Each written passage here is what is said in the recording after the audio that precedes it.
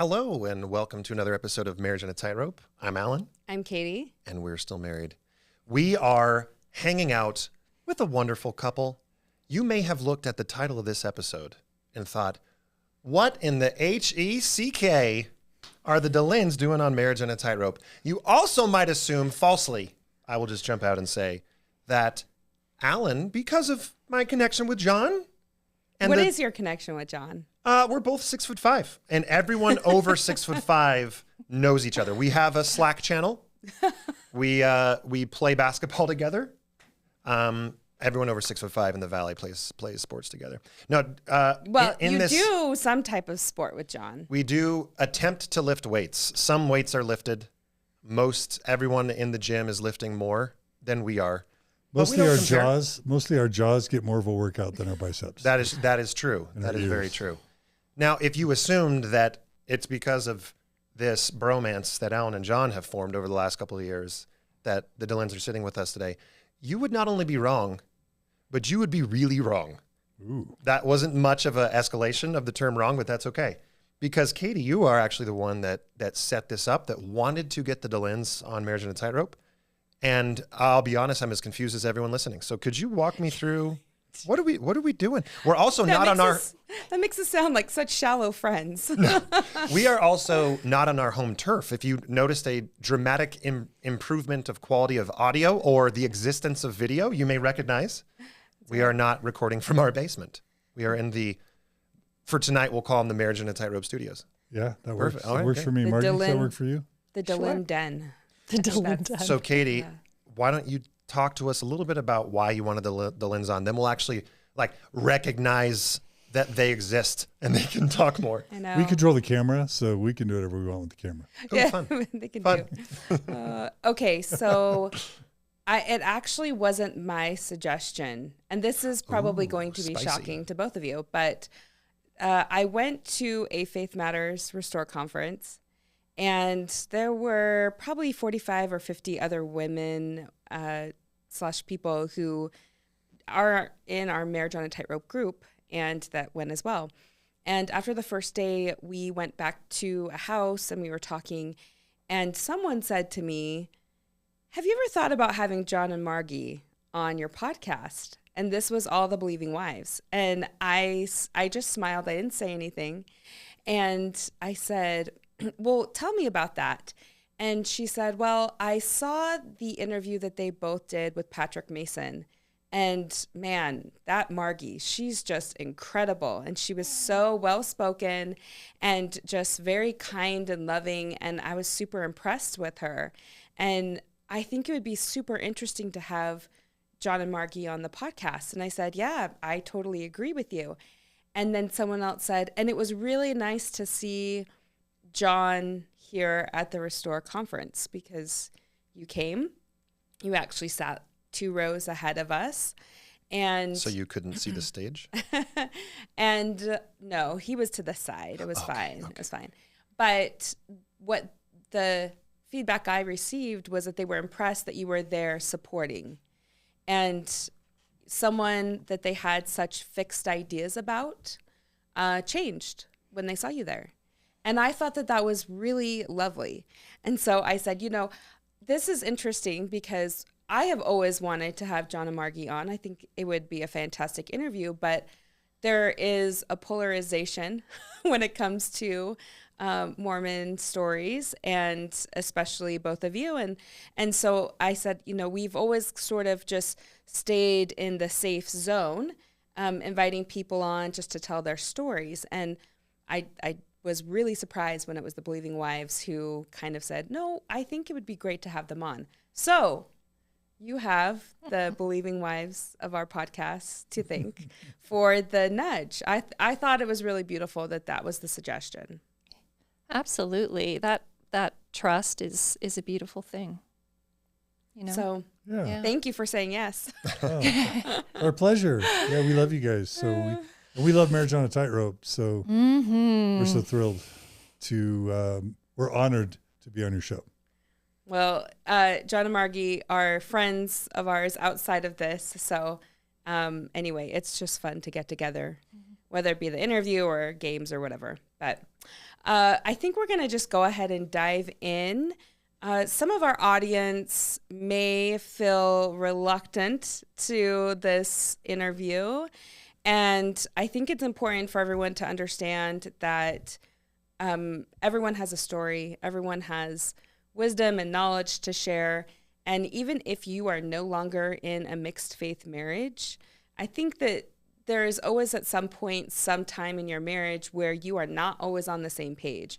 And I think that anyone in or out of the church, any other religion, has good things to offer and really beautiful things that they've learned. And so that's kind of moving forward. What I hope you hear on the podcast is just letting John and Margie tell their story and share their hearts with us. We're going to do this the same way we do all of our couples interviews and start at the beginning, the very best place to start, and talk a little bit about both of y'all's upbringing. Would love to start with you, Margie. Okay. And just, again, we don't do the 12-hour interviews here on Marriage on a Tightrope. We do about 90 minutes. So we'll just take a few minutes. Tell us about growing up. Where did you grow up, first of all? I grew up in Maryland and Ohio, and high school was Florida. All right. So would love to hear about your upbringing, particularly kind of what within the church, if you grew up in the church, we'd love to hear about that. I don't know much about your upbringing either. So tell us a little bit about your upbringing, your family, and all of that stuff. Okay. Well, so my beginnings were in Potomac, Maryland. I think what's a little bit different about my story is that my parents converted when I was 8. And so I do have a memory of not, going to church. And I have a memory of sort of the discussions and how our life kind of changed after that. So the Washington Temple was kind of going up when we lived in Maryland, and they did this invite, and my grandmother got an invitation to this open house. My parents ended up going, watched a little movie there, dropped their names in, and lo and behold, the missionaries kind of came. But it was a really special kind of environment there in Potomac Ward. My parents took the discussions for just months and months and months, and the ward members all got involved. It was kind of the ward where the Marriotts were part of that ward. And it was just a real, what would I say, like a very involved kind of ward. So, my dad was a psychiatrist. My mom was a nurse. At that time, I had an older brother. So we had two kids. And then my parents joined the church kind of 77-ish, and then they had 4 other children. So there's this real, in a way, the family as I know it, was really because of the church. We had 2 children and then kind of a 6-year gap, and then 4 of my siblings were born 2 years apart. Kind of after that, I have a memory of our sealing in the Washington, D.C. temple, and just a lot of beautiful memories kind of growing up. I remember just a lot of like family dinners and, my dad playing the piano at night and swimming in our pool. And what I remember is just a lot of rituals, like grounding rituals around kind of holidays. And I just remember like a really, overall, just a comforting kind of environment. What type of grounding rituals were developed from the church? Yeah, so, first of all, it was a big change for us to kind of go to church. I remember pretty early on, my dad he played the piano really well, so we performed in church pretty early for Christmas and some other things, but going to church on Sunday was a big thing. I have memories of baptisms in our backyard pool, actually, and I'll have to but that's like my memory as a child. And just, I remember because the ward was so involved with the discussions with my parents, both of them had discussions, I think, longer than a year. It's like they really got to know us. And so it was it felt personal. that ward and who we met. And even at John and my wedding, it was back in DC, which was important to my parents. And many of those people were there at our wedding. From the original ward, right? yeah. That's great. really Yeah, beautiful. Margie's mom still hangs out with the couples that brought them into the church 40 years later. Yeah. So, yeah. Is your mom still involved with the church? My mom is still involved. Yeah, with the Active, church. faithful. Mm-hmm. And your dad has passed, is that right? That's right. Yeah. And John, what about you?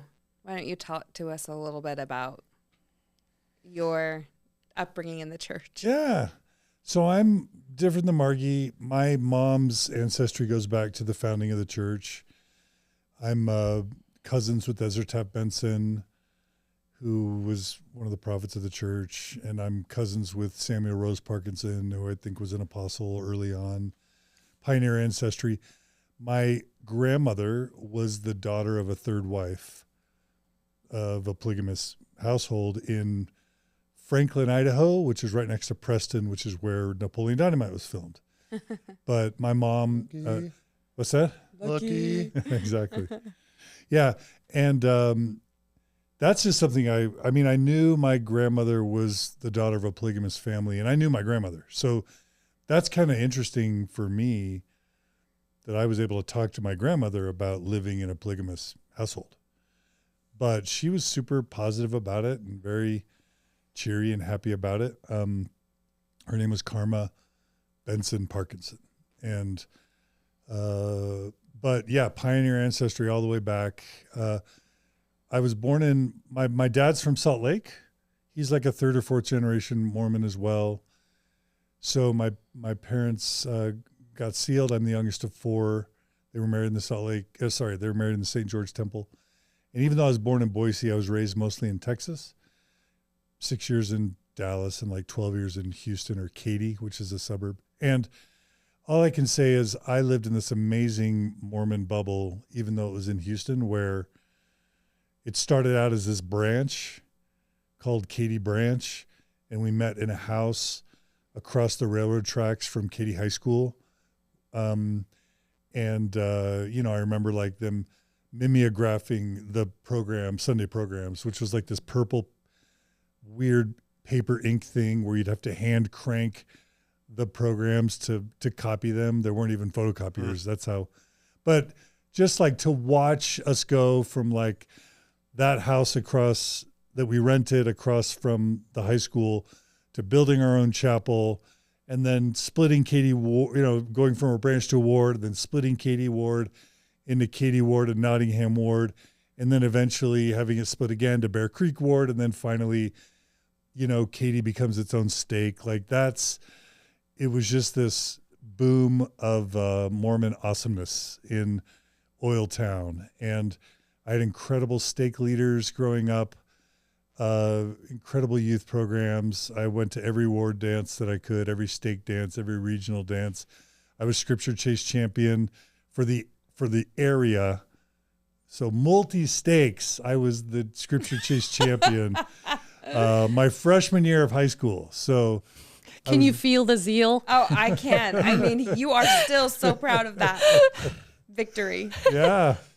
Yeah. And it's weird. On the one hand, my parents got divorced when I was in middle school. That was embarrassing and confusing because you'll sing the families can be together forever in primary, but then you're looking and your mom's crying down in the pew and you're wondering like, how does this apply to my family? But that wasn't a crack in my testimony at the time. It actually, because my family was split and there was a lot of chaos in my home, I kind of think of the church as raising me. So I was super devout. And I, to this day, I'm 53. I've never tried alcohol, never tried, tobacco or marijuana. Like, I took the law of chastity extremely seriously and did seminary and all the stuff. And the church, I ended up having, doing well academically and athletically and getting a scholarship to BYU. And, you know, my family was a mess. And so I really do, in my mind, credit the church with really helping me do well in all the aspects of my life. So I have pretty much no negative things to say about my Mormon upbringing and just a ton of gratitude. No trauma, like just awesomeness. And by the way, the church was different. I'm old, I'm 53. But like back in the 80s, we had like father's sons outings. We had dance festivals, road shows. Yeah. You know, we did a stake production of Saturday's Warrior, and I played Ernie, and it was like a Houston-wide event. And, you know, youth conferences at various local universities and colleges. And I just loved every bit of that whole thing. Scouting, you know, so just I can't say enough good about my Mormon upbringing. Yeah. Yeah, in it to win it. I had the same experience, so that resonates with me. And let's see, Margie's in Florida and John's in Texas. And where does the story collide, Margie? How do you and John meet each other? Got to be at some like Republican convention if those were the states you were living in. That's right. Right. Yeah. Well, I went to BYU. I ran on their cross country and track teams. And amidst my time there, I made a friend that was a mutual friend that knew John.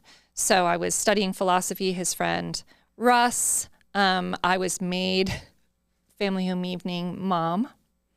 And so anyway, we combined groups and John came with his friend Russ. And we were playing a little game that night called Funny Bones. Was that the name of it? Which is like Twister, maybe with cards, where you're trying to hold up cards to different body parts. It's like hold up a card with your elbows. Yeah. I'm doing this with Margie. Or hold up a card with your hip, but then hold up another. And so you're basically, it's just an excuse to touch each other. Touch each other. Yeah.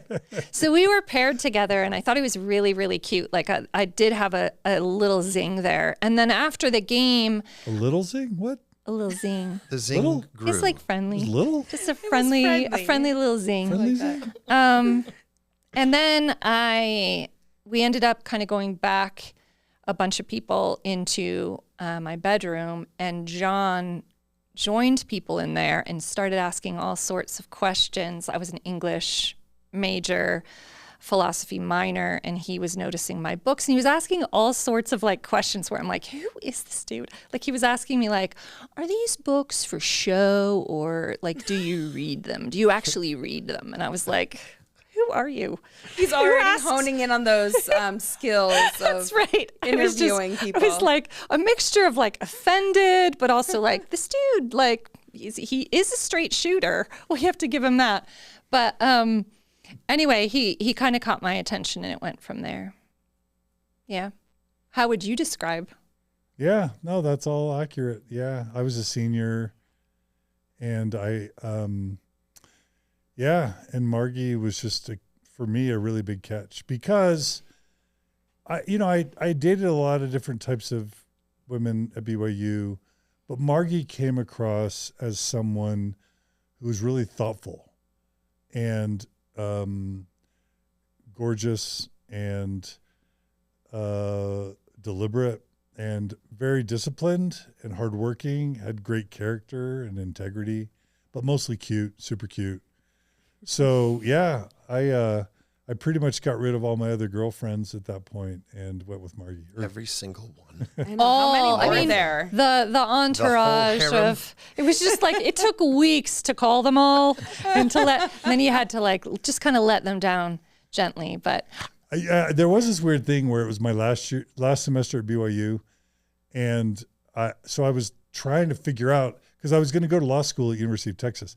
I was trying to like narrow it. I was just trying to date lots of people and then pick one to marry, because this is going to be like my last chance to like marry someone while I was at BYU. And I didn't want to go to law school single. So I was kind of like keeping lots of options open and then trying to like find that perfect person. And I found her. You did it. And you did it. Together. yeah, I remember the real, I feel like, connection happened on our first date.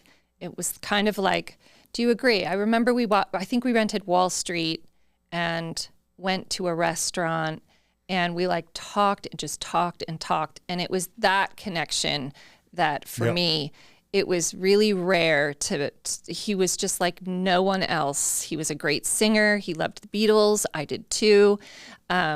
Really, really deep, interesting and engaging. And I really loved it felt very gamey for me at BYU, which was something that it always bothered me. And there was just nothing gamey about him. He was just very, very, that straight shooter thing was true. And I found it, his earnestness, his honesty, I just found it really endearing. I can feel the love. Can you feel the love? The love tonight. And okay, so are we talking like it was a quick, if you're a straight shooter, you're like, all right, wham, bam, let's get married. We were slow. How long did it take? We were 10 months from meeting to wedding. Well, I mean, yeah, I guess in Mormon culture, that is 10 slow months is for slow. most listeners of this podcast. Yes. That's like 3 times the average. Right. That's right. And so you get married, and then just those first, like, where do you go? Do you go to law school? Do you tell us that? So we started out, we got married in DC. My first real job was at Bain & Company, which was Mitt Romney's consulting firm kind of thing. We lived in Dallas for that. And then the internet emerged while I was working for Bain, and I felt like the internet was going to be big. This was in 1994. So we moved to Chicago to get into tech, and we lived in Chicago for a few years. Our first child was born in Chicago. I worked for Arthur Andersen, which was the biggest accounting firm at the time, and then just became a programmer. Then we moved to Salt Lake City for a year to work for the church. I was a software programmer for the church for a year. And then Microsoft hired me away. So that's when we moved to, we had our second child in Salt Lake, and then we moved to Seattle to work for Microsoft. That's where we had our 2 final children. And we lived there for 7 years until we moved to Cache Valley to start Mormon Stories. All right. Now, before we go beyond the timeline there, one question we always love to ask is oftentimes you get married and you think, oh, we both came from the same religious upbringing. We are on the same page on everything. But we learned in our marriage very quickly that there are little nuances with how people were raised, especially with a convert family. Did you know, was there any dynamics like that of the classic example we give is we realized within one of the first few Sundays we were married, I turned on the Lakers to watch basketball. And she was like, what are you doing? We don't watch sports on Sunday. So she turns on a movie. And I'm like, what are you doing? We don't watch movies on Sunday. If it's not sports, we can't do it. So we noticed very quickly that we were already, I don't know if we would say mixed faith, but there were differences in how we practiced. Did you notice the same thing? Mm. And what were some of those differences? Okay. Yeah, there are a couple things that come to mind right now for me. The first thing is kind of going back to our story, just because it illustrates something that comes up. When John and I met, it's kind of interesting because we met at a pivotal moment where John had come back from his mission, and his mission had been kind of hard for him in some respects. And he was writing a letter to Dallin Oaks. And I was running for BYU. I was kind of in my last year and had noticed some things going on with regard to our coach and the team that were troubling to me. And I was writing a letter to the athletic director, the women's athletic director, to kind of bring to light some of these things that I thought were troubling. So we met in a place, I think, of where we were in our own ways having experiences with systems where we were troubled and we were self-advocating. And in particular, me meeting John at that moment, I felt like, I was aware that there was some grief and some reckoning going on with regard to what happened to him on his mission. And I think that was something that I really felt for and kind of bonded us together. And in a way, it comes back in our marriage kind of later. That's one thing. I would also say, like, my experience was East Coast Mormonism. So I think a lot of space. Most of my friends weren't Mormon. My family wasn't Mormon. And we didn't treat, like, we loved I have really great relationships with my extended family. And particularly at that time, they weren't treated differently. They drank. My grandparents had alcohol when they came to visit us. It was not a big deal. And so you had this real normal blend and so it wasn't like, I guess what I would just say is the church wasn't central in my experience of love and family because of that. And so that was something that was different. And the last thing that I think was just, I was really introverted growing up, and I loved the structure of the church. But like John was saying, the church was just, it became kind of a family structure to him in many ways. And for me, church was like a little bit more of check off the boxes. It provided stability and structure, but I didn't love it, and I didn't look to it for my social structure or to meet my needs. I was getting my needs met kind of in my family system and within my friends, and really involved in kind of just running, and my identity wasn't really tied to church involvement in particular. And even I would say to church belief, our family was much more, for me, grounded in psychology. I mean, a lot with my dad. We would go to the hospitals and spend holidays with his patients. And so anyway, those are some things that stand out. John, before we ask if there's other things, I'd love to ask, was there ever any sort of dynamic of, no, Margie, it is about the beliefs, and like we in this household we believe this way, or why doesn't this mean more to you? Was there any adjustment to that, or am I creating something that didn't exist? Well, Margie alludes to the fact that my mission was kind of presented some of the first cracks in my Orthodox faith, because I had what I think any objective person would characterize as a corrupt kind of mission president mission. It was one of those, in the 80s, it was common for some of these mission presidents to really just kind of lose control and go baptism crazy. And our mission had like 750 baptisms a month. Some companionships had over 40 baptisms a month.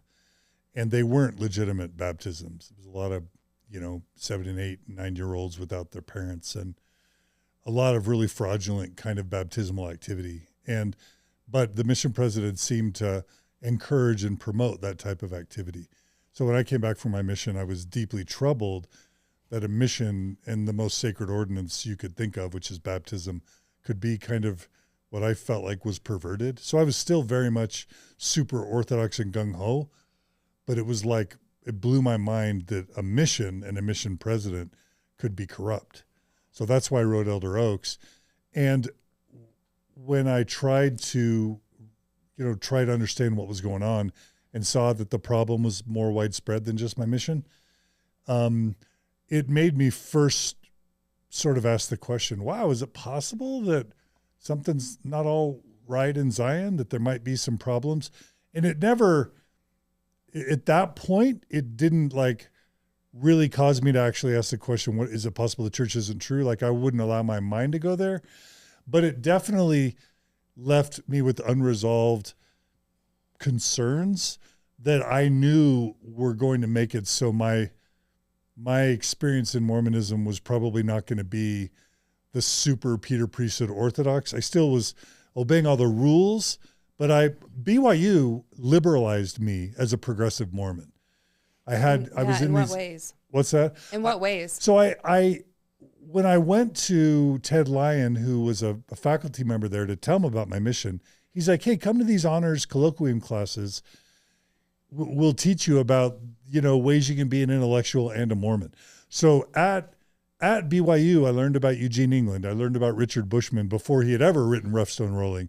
I learned about Laurel Thatcher Ulrich and Phil Barlow and all these super Harvard-educated Ph.D. level faithful intellectual Mormons. There's a book, an amazing book called A Thoughtful Faith. I've got it over there on the shelf. And it's essays of like Ph.D. level, Harvard level faithful Mormons. And so I had professors teach about evolution. And it's like, hey, you can believe in the church and believe in evolution. You can believe that the global flood never happened and still be a believing Mormon. You don't have to believe that Adam and Eve ever existed. You can still be a Mormon. You can be pro-choice and still be a believing Mormon. So like in all these ways, BYU sort of gave me permission to be a progressive Mormon decades before those two words were ever really put together. And so, you know, by the time I find Margie, one of the reasons one of the reasons I loved Margie, and we picked each other, but I thought it would be a really good fit to answer your question, Alan, is that I knew that Margie was committed to the church and had morality and integrity, but she wasn't overly identified. She wasn't super churchy. She wasn't super Orthodox. I remember when we were dating once, and we were in her apartment. We were in her room, and I probably shouldn't have even been alone in her room, but you know, we were relatively well behaved, I'd say. But like I remember one time saying, "Hey, we should kneel." What's that? I like how you put that. You'd say that you were relatively rounded up. No follow-up questions. Yeah, Proceed. No.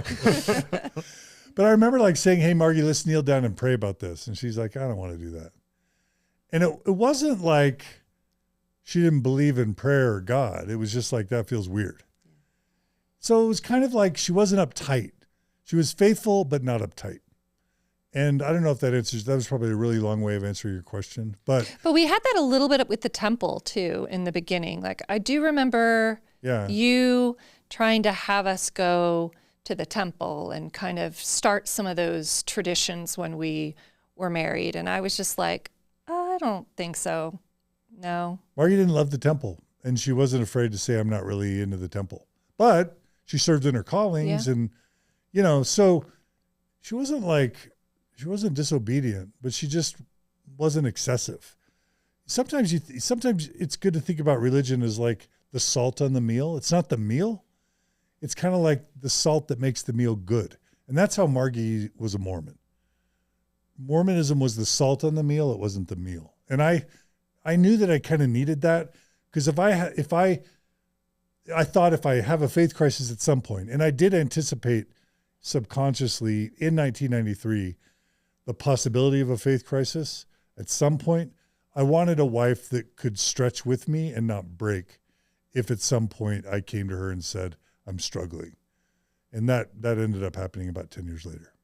Well, okay, I'm just really struck by the level of emotional intimacy you have and thought process you have in picking a partner. Because I'm going to be honest, Alan and I, it was like we Pretty get along. Girl. There's chemistry. Nice smile. There was a lot less thinking involved. I think behind with our closed doors, decisions. maybe we weren't quite as withholding as the Delins were before marriage. I don't know about that. I don't know Juicy that we would gossip. say withholding for us either. I But you know. Well, I just think though that's really says a lot about both of you and your character, because it's really hard for me to imagine looking into a partner that deeply and seeing those types of qualities at that stage. I can see it now, right? Being married to my person for, 18 years or something. And there has been an evolution in the relationship, just like I'm sure there has been in yours. But it's really refreshing to hear that that thought process was there while you were making the decisions of, do we want to be together? And this is what I see in this person. So it's really nice to hear that. Aw, thank you for that. Yeah. Okay, so where does rubber meets the road? I don't know if that's the right. For the faith crisis. I mean, yeah, because you're on this sort of trajectory, and take us through that a little bit. And I don't want to assume that you, John, had a crisis of faith before Margie did. Right. But I did. Okay. And I will assume that. So I had never really studied church history. the only books I knew about that even talked about church history, they had like History of the Church volumes 1-6 by B.H. Roberts. I'm probably making that up. Or maybe Joseph Fielding Smith had like a 1 or 2 volume version of church history. And I remember somehow I got a hold of those on my mission and tried to read them. And I couldn't get into it. It just seemed, I don't know. I just couldn't get into it. So fast forward 10 years or whatever, it's around 2000, 2001. I'm knee deep in my career at Microsoft. And I guess the bishop asked me to teach Sunday school, and his daughter was, in the class, 16, 17-year-olds. And I guess I did a good job teaching because the daughter of the bishop told the bishop that I should be their seminary teacher. So the bishop called me to be the full-time seminary teacher. And the first year was Book of Mormon that I taught full-time seminary. And this is where you have to wake up at 5:30 to show up at 6 to teach the kids from 6 to 7. And then go do your day job. And then go do your day job. And Yeah, they go to high school. Yeah. Yeah. So I started. So the first year was Book of Mormon, and that was fine. But the second year was Doctrine and Covenants, and I just thought, I always wanted to really dig into church history, but I wasn't ever sure how. And now I feel like I'm ready. And so I just said, I'm going to start digging into church history. And I started just getting the Institute manual, Church History in the Fullness of Times. It's this dark green, big, thick manual about church history. And I started reading it, and most of the stuff I knew, but then, you come on like Hans Mill, and then you'd be like, okay, wait, there's a Hans Mill massacre, but wasn't there a Mountain Meadows massacre? But it doesn't mention Mountain Meadows massacre. That's interesting. Like Kirtland Bank, and then you read about Kirtland Bank and like the bank going bad, and like, I guess I knew about that. Maybe I didn't, and I know there's polygamy, but it doesn't seem to be mentioning a lot about polygamy. And so I loved reading that Institute manual, but I wanted more. So I went and I started finding faithful history books. And this is where I would have read probably Richard Bushman's book, Joseph Smith and the Beginnings of Early Mormonism, which was a predecessor to Rough Stone Rolling. And that made me more interested. And then I learned about Leonard Arrington, and I learned about Lowell Benyon and Eugene England. And eventually I found Michael Quinn and started reading Michael Quinn. And, before you knew it, I was like, whoa, learning all this stuff at age 30, 31, that in all my years in the church, I'd never been taught. And this was pre-internet, really, pre-podcast, pre-CES letter, anything, pre-Google. This is pre-Google. Like maybe Google existed, but it wasn't my default browser. That's how long ago this was. Right. Chrome didn't exist. Yeah, no, it didn't for sure.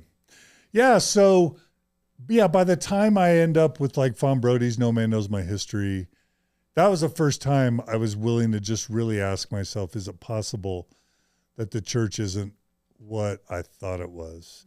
And it took me 3 decades to even be willing to ask myself that question. So that's when our mixed faith marriage emerged.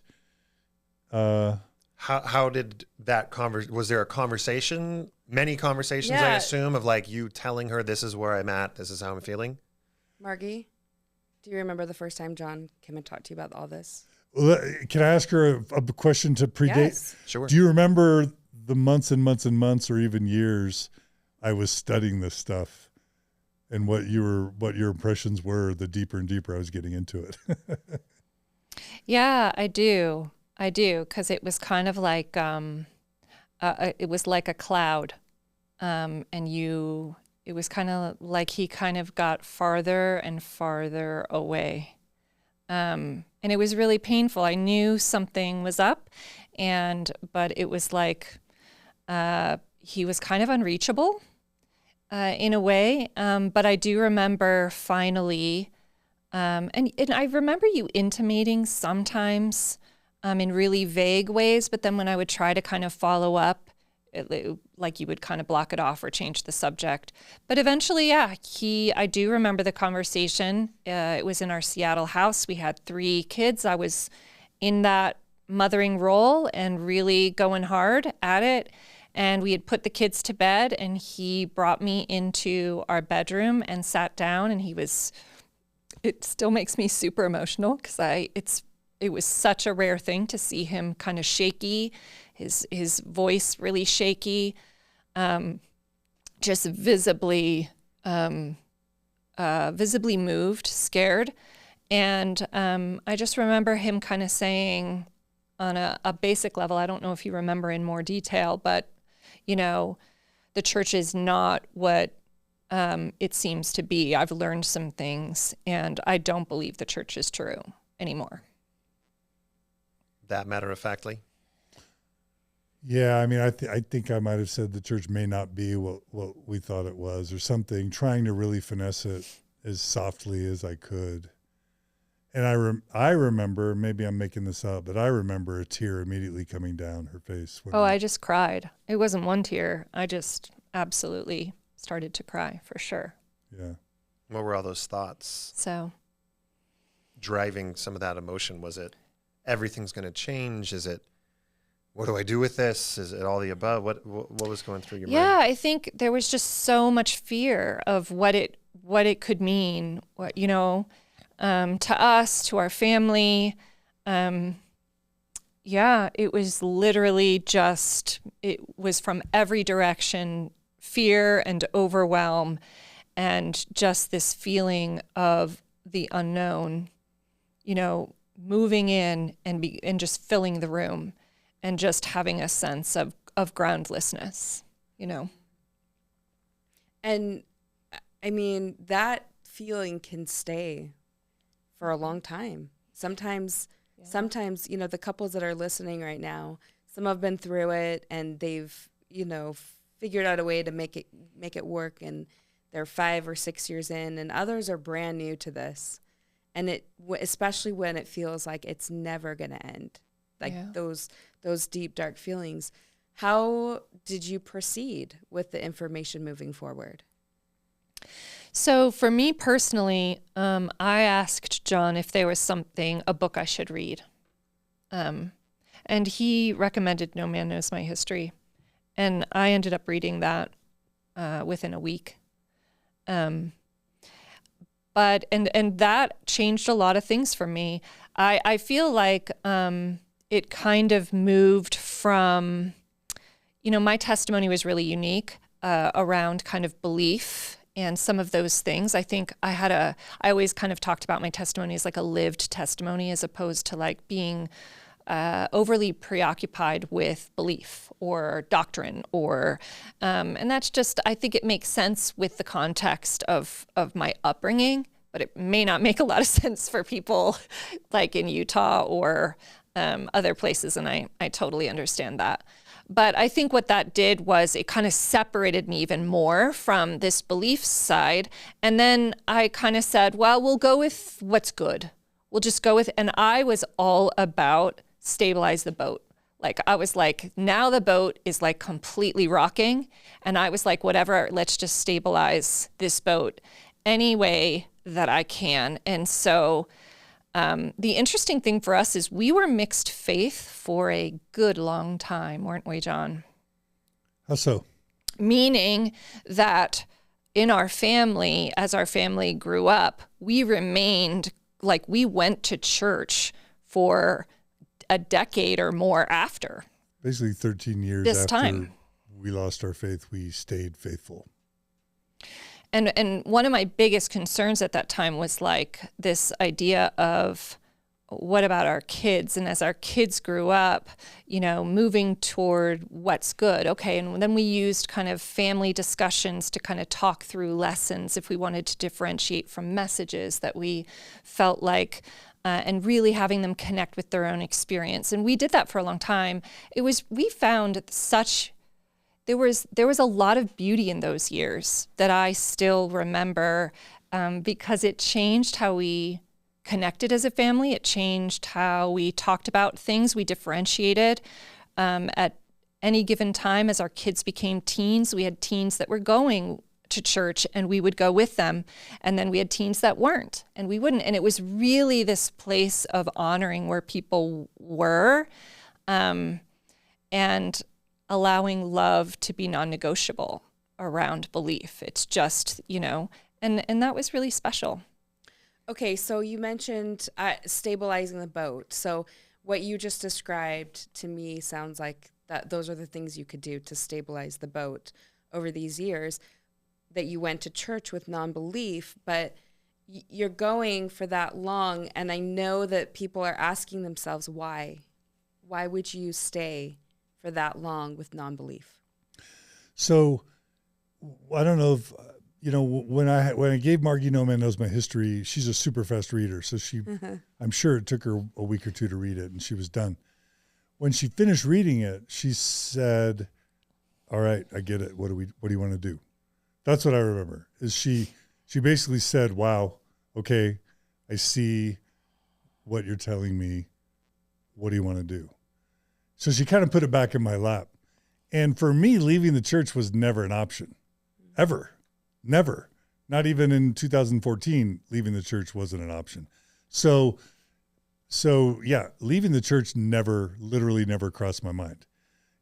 But we had those role models of Phil Barlow and Richard Bushman and Laurel Thatcher Ulrich and others, Lowell Benyon and Eugene England, where it's just like, oh, well, you don't have to be a literal believer. You can be a metaphorical believer. The scriptures can be fable and myth and metaphor and good moral values. And I was definitely bought into the idea that you can't raise healthy, moral children outside of the Church of Jesus Christ of Latter-day Saints, because, hey, it produced me and it produced Margie.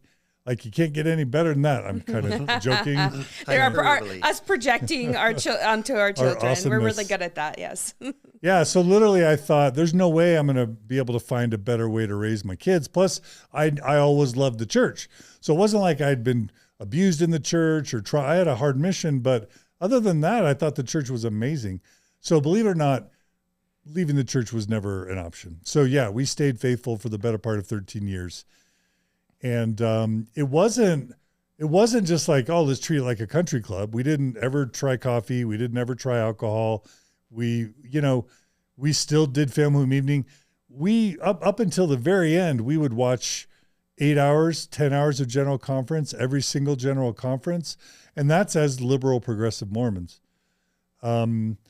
We would, every morning we would pray together and sing our favorite primary songs. And we had family home evening every week after we had lost our Orthodox faith. And that was for almost all that time. And our kids have all those memories still. I do think a key part to understand is we did move from Seattle to Logan, Utah. And I do think that, I wonder if our journey might have been different if we had stayed in Seattle, but definitely moving to the neighborhood we were in and to Logan, which is quite insular. And, with our neighborhood, it was important for our kids. And at that point, I did not feel comfortable having my journey overwrite my own kids' journeys. I wanted them to be able to still have a sense of their own journeys. And so what I would say is, if you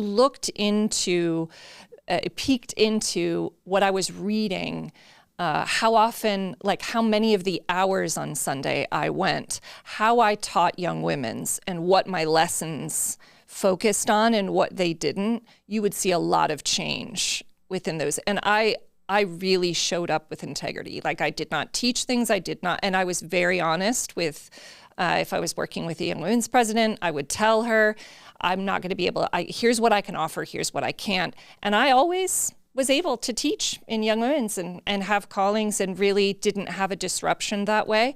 But I didn't always go 3 hours. That was something that kind of changed. And things definitely began to kind of sift through a little bit more as our kids entered high school, got a little bit older, and John started Mormon Stories. Oh, go ahead. Do you have? I think we're about to ask the same thing. You usually say things better. Why don't you go? Oh, no, I was going to say, Margie, it's interesting that you say that, because so many of, I would say, women who are, and men as well, who are trying to make their faith work, as well as recognize that there's, some things happening that maybe we don't agree with. It's a very difficult spot to be in when you are trying to frame your lesson to fit what feels authentic to yourself, as well as present what you're being asked to teach. And that's a really tricky spot to be in. And I would say that there are a lot of very nuanced people in this group that are walking their own tightrope with that. How, do you have any thoughts or advice for women or men who are in that same spot, trying to navigate how to make both work? I think it can be so tough. And I do think there is some roulette here on, the leaders we work with and wards that we serve in. And so I just want to acknowledge that kind of from the beginning. It's just so tricky. I can offer one thing from you about my understanding of your experience. Okay, if you want. Sure. Like Margie she never cared about the history, church history. Like she read Nobody Knows My History, but as soon as it was like, oh yeah, I'm not a big Joseph Smith fan anymore. She's probably never read any Mormon history ever again, or even thought about it. Maybe I'm exaggerating, but for her, that part was past. So she was never tempted, like I was, or other people might be, to want to bring up the truthful history or the more edgy kind of doctrines in a church setting. So she could just focus on love, and she'd bring in some of her favorite songs from her more secular artists, but they were always about love and friendship and kindness and family. So there was nothing that was ever felt edgy or risky about Margie, other than that she would quote Maya Angelou more often than a general authority, or play Natalie Merchant, or Sarah McLachlan as a song instead of the Mormon Tabernacle Choir. But she pretty much raised no red flags ever. And if there was a lesson she just couldn't teach, either she would ask someone else to teach it, or she would just teach whatever she wanted. But she's just so kind and lovely and diplomatic that everyone was just glad to have her around. And she was really close friends with her counselors in whatever young women's group she was leading, because she was always in young women's, and they just loved her. They just loved having her. I do think that's lovely of you to say, first off. But I also think I was lucky. I do think sometimes you end up with people who, for whatever reason, or the structure changed. I remember when I was in Young Women's, they changed the structure where you didn't teach every week. You split with another, person. So then oftentimes I could look through the manual and say, hey, I can teach this and this. Would you mind teaching these other two? There's a lot of strategizing. There were years and years I'd never went to second hour. It was just too triggering for me. So I could sit out and look at the lesson I was going to teach, or pull out my resources, or read Eckhart Tolle, honestly, in the lobby, or I really did oftentimes strategize, and it looked very different kind of through the years. There was a definite evolution to the end where in the end it was literally, I will go to sacrament meeting with John and I would alternate who wants to go, and you have a parent to go with you. Or we worked in the nursery together. That was something we did towards the end. I want to get to the kids, because I think that's what you're alluding to, right? One parent with the kids, whoever would like to go to church that week. Yeah. And I think we want to get to that, because that is, I would say, the number one thing that couples come to us and talk to us about is, how do I raise my children? And I really love what Margie, you said, allowing space for differentiation, them to have their own experience, letting the kids have their own experience for what it was. But I do want to get to the point that 2014 comes, and maybe briefly we can talk about sort of what the happenings around that. Okay. So, because the church taught me to value truth so heavily and to value the alleviation of suffering of others, early on in my Mormon stories, well, prior to Mormon Stories, I became an LGBT ally. So like pre-2004, I was already an LGBT ally. And so, as soon as I start Mormon Stories, I start covering the LGBT stuff immediately. And so I started Mormon Stories in 2005. And by 2010, as I'm choosing my dissertation topic, Prop 8 had happened. So Prop 8 happens the year I'm applying to my Ph.D. program in psychology, and the aftermath, 2009, 2010. And there was still a lot of conversation about conversion therapy and mixed orientation marriages and celibacy with Mormon, gay, and lesbian and transgender individuals. And, the church was still supporting conversion therapy actively, So I chose for my dissertation topic to study the LGBTQ Mormon experience, which I began in 2010, 2011. And by 2013, I had published the early findings of my research, and Utah State University asked me to give a TED Talk.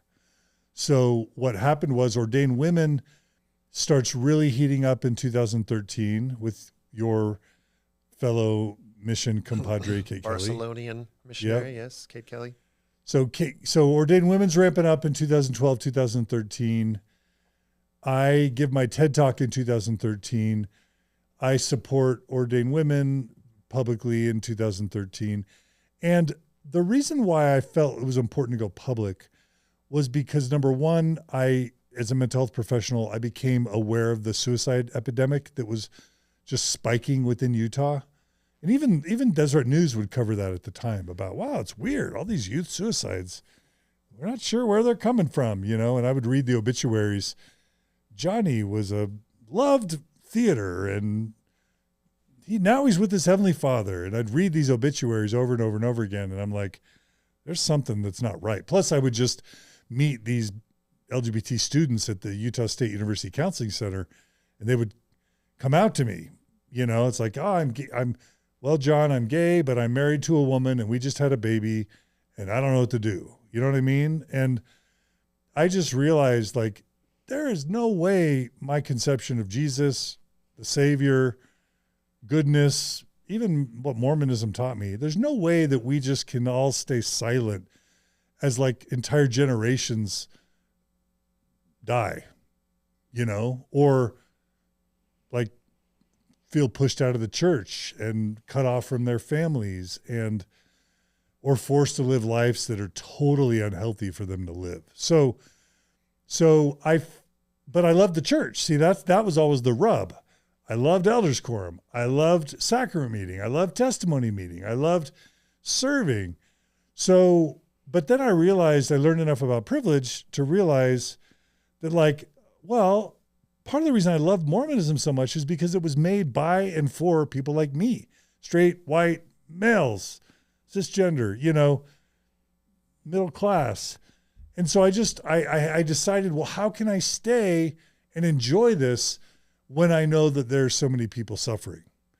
And what I decided was being a public voice was the tax I had to pay to morally justify staying and enjoying the fruits of the church. Because prior to 2013, if you listen to Mormon Stories from like 2005 to 2013, I never criticized the church leaders.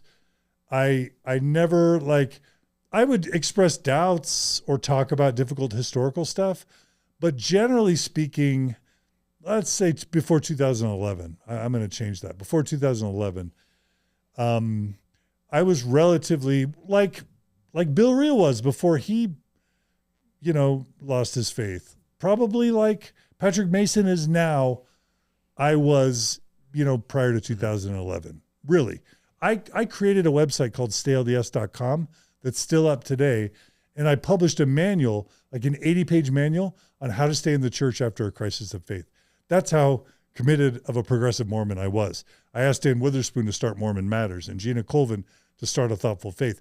I was completely promoting. I started the Mormon Matters Facebook group that has turned into Waters of Mormon. I started that until they kicked me out.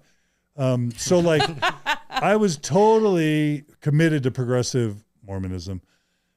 Sorry if this is taking too long. But by 2012, 13, I'm like, I got to speak up. And I should add that in 2012, I baptized my son Winston, and I baptized him as a non-believer. And that was a really big deal for us because when he was 8, I went to the stake president and said, I want to baptize Winston. And my stake president was like, no, like, you're not Mormon enough. You don't believe enough. And your podcast is causing too many waves. So I spent a year in dialogue with my stake president to get to the point where he felt comfortable with me baptizing Winston. So Winston waited till he was 9 until I baptized him. But that's how, that's when I baptized him. And, but yeah, by 2013, I gave my TED Talk, and my TED Talk was about the LGBTQ Mormon experience. And basically what I said was, you don't have to choose between your LGBT brothers and sisters and children and the church. You can be an ally of LGBT people, and you could be a faithful Mormon. You can be both. That was the main point of my TED Talk. And it was also saying same-sex marriage is healthy for gay people. We should be supporting healthy options for LGBT people instead of fighting it. And it wasn't a few months later that my bishop called me in, said he was starting an investigation on me. And then a few months after that, Kate Kelly and I received our letters to our disciplinary councils within a week apart. And that it was probably a big deal that each of us received those letters. Both of them would have been newsworthy. But I think the fact that we received them a week apart from each other made people like the New York Times feel like that was a very newsworthy story. So we did go to the New York Times and let them know, and that's when everything blew up. I remember we were living in Taylorsville when all of this went down. I mean, this was 4 years before my crisis of faith. I had never listened. I didn't even know Mormon Stories existed. And I remember it being on Fox News, the local Fox News here. And I can still picture you walking out of the chapel with Margie, you two together, and the flashbulbs, everything. And you stand there, and I'm just like, what is this? What is going on? And I knew what was happening with Kate, and we had served our missions with Kate. Mm-hmm. I remember sending her a message, again, 4 years before my crisis of faith, and saying, Katie and I know that this must be so difficult. Just know that we love you. It wasn't like telling her we support your cause or we don't support your cause. It was just like, we're so sorry this is happening. We had just run into her. Alan's dad had been in a car accident and he was paralyzed, and we were going to the hospital to see him. And we ran into her and her husband at the time at the airport. Yes, on the way to see my dad for the last time. We ran into her in the airport. It was during that year, yeah. But I also have very vivid memories of, I think it was our bishop who found out that we had served with Kate Kelly. And he straight up asked me, do you support her and do you want the priesthood? And it was such an odd question. Did I know this happened? Oh, yeah. He asked me And I was so surprised at the question because I actually didn't really know a lot. I only knew what was in the papers. And I think I blurted out, oh, I don't think so. But it's so interesting how just that one little experience, and now we're here how many years later, and we're intersecting again in such different circumstances. And now we'd love to welcome on the surprise guest. Kate Kelly is oh no, she's not here. She's not. Well, okay, so Margie, once it gets to this point and they do the excommunication, how are you feeling, and what do you decide to do yourself with your membership? Okay. Well, what I will say that I think is important to recognize is that the stake president, there's a changing of guard. So the stake president that John had worked with for that year, I'm not sure, we can go back to that roulette, I'm not sure that he would have excommunicated John. But a new person was placed in who was very decided, told us the first time that we met with him, I'm going to be the one to excommunicate. Your day is over. And I think it was just such a game changer. For me personally, I didn't I go to all the meetings, or did I go to some? What was weird is we feel very confident that our former stake president was released because he wouldn't excommunicate me, and they put in a stake president that, Ballard and Whitney Clayton put in a stake president that they, chose for the very purpose of excommunicating me. So what was weird was but we didn't know him at the time because we hadn't met him. So the very first any communication we ever got from this stake president, Brian King, was a letter summoning us to a disciplinary council.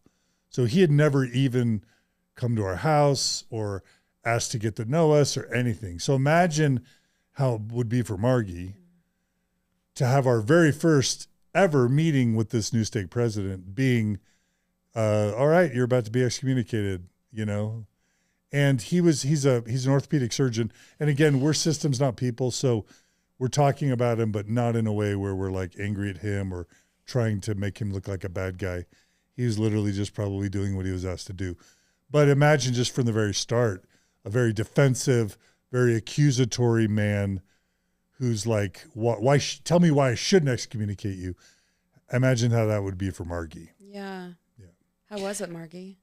Well, it was kind of surreal. It was like living, having one experience or having a fairly, I would say, consistent experience of the church. I kind of liken it to like a rock that you like lift up and then underneath you see all this. That's what it was like for me, because I kind of sat session after session, and he would not acknowledge me. He never asked me a question directly until like I think it was like the last 10 minutes of the last session where I think I talk about our kids, or I think I at one point made an appeal for you where he had a picture of the Savior carrying the lamb back, and I was like, I look at John like that, like I don't understand what's going on.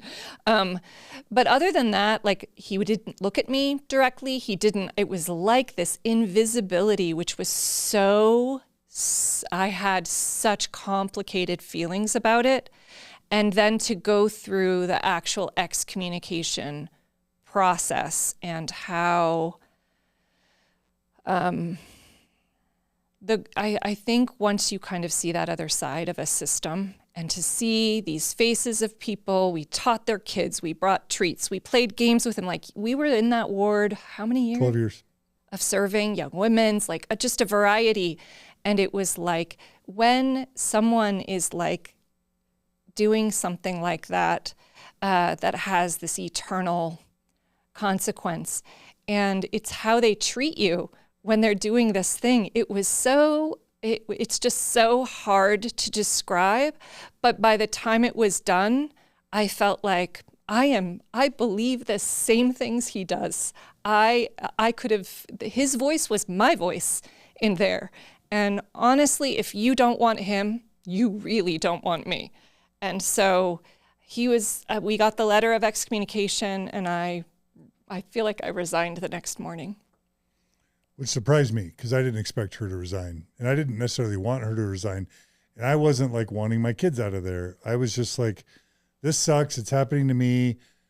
I can kind of get it because I watched the September 6th get excommunicated. I kind of knew at some point it would happen, but that doesn't mean I wanted my family to be out of the church, because I still, again, love the church. That we're in Utah, and the kids are like, at the time I was excommunicated, our second child was Laurel president. Well, our first child was wanting to go to BYU.